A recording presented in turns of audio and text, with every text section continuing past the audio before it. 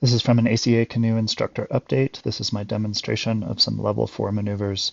The venue is the Pigeon River at 2 tubes release, about 1300 CFS. As you can see, I'm paddling lefty, and so what you'll notice is a carve towards my offside to sneak up on the eddy line. That means to initiate a carve to my offside, I'm going to start my quick start on my offside.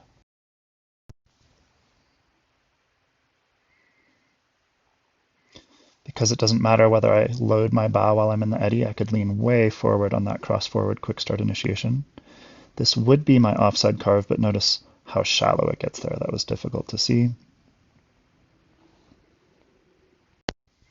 As I cross back over, my bow has already engaged, you can see.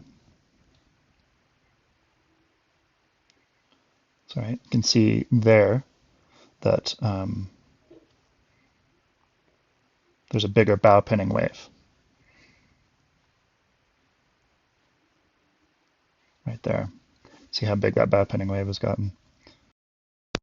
Something else to notice is that my gaze is already towards the intermediate eddy where the arrow ends. That's my target destination, or at least my near-term target destination.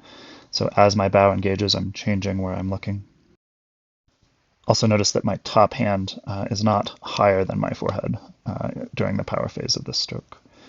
This stroke is going to be designed to lift the bow, unloading it from the bow pinning wave, allowing me to get a little bit more glide with a little less loss of upstream angle.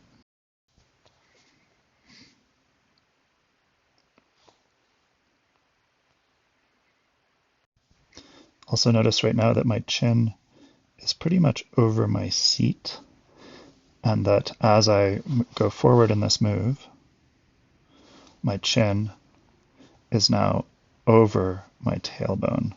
That's also helping unweight the bow. Notice how far back the bow pinning wave is now compared to just a moment earlier. The bow pinning wave is all the way at the front of my boat here. So my chin over my seat, bow pinning wave at the front of my boat. To move the bow pinning wave back,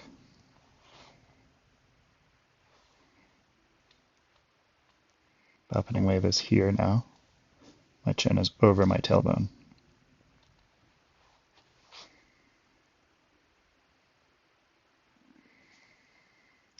And the glide across was fairly effortless.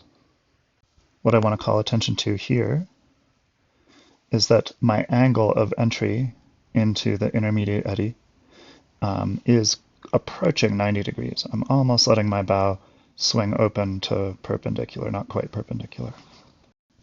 As I move through this center eddy, this intermediate eddy, that's going to allow me to accelerate through the eddy, initially staying on my onside. There's my onside. I'm carving up to sneak up on the eddy line with an offside, lifting the bow by dropping my chin over my tailbone, and I get glide by unloading the bow using that wave trough. As I'm coming off of that glide, I'm going to take one strong stroke to get me across the eddy line.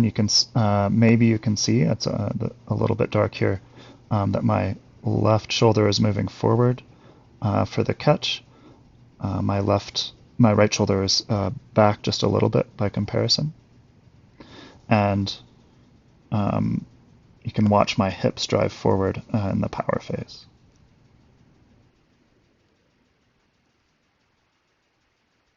That also helps unweight the bow to boof across the eddy line. The main thing I would change here in this view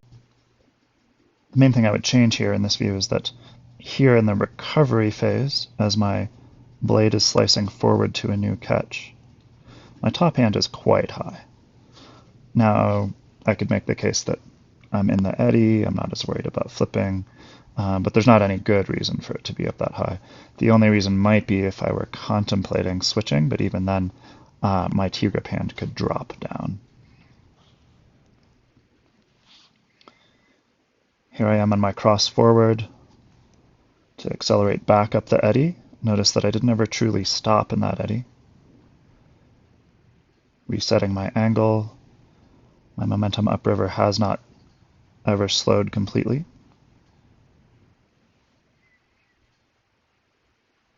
sneaking up on the eddy line, unloading the bow using a wave trough. And there, I very definitely snuck up on the eddy line a little too hard. I got a bow pinning wave on this side of my boat pushing me back.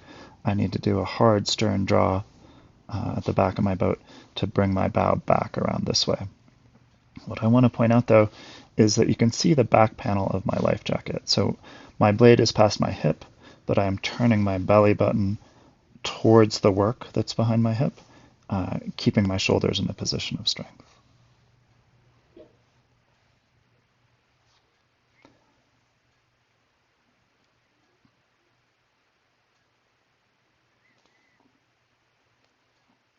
So coming across that wave trough, I had a relatively flat tilt, and what I hope you can notice here is as I'm ready to leave this wave trough, my gaze starts to shift away from my bow and towards my target.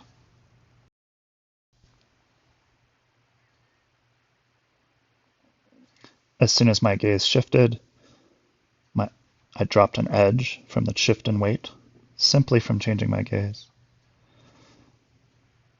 I was able to glide through the intermediate eddy using cross-current momentum to drive deep into the eddy before turning fully upstream.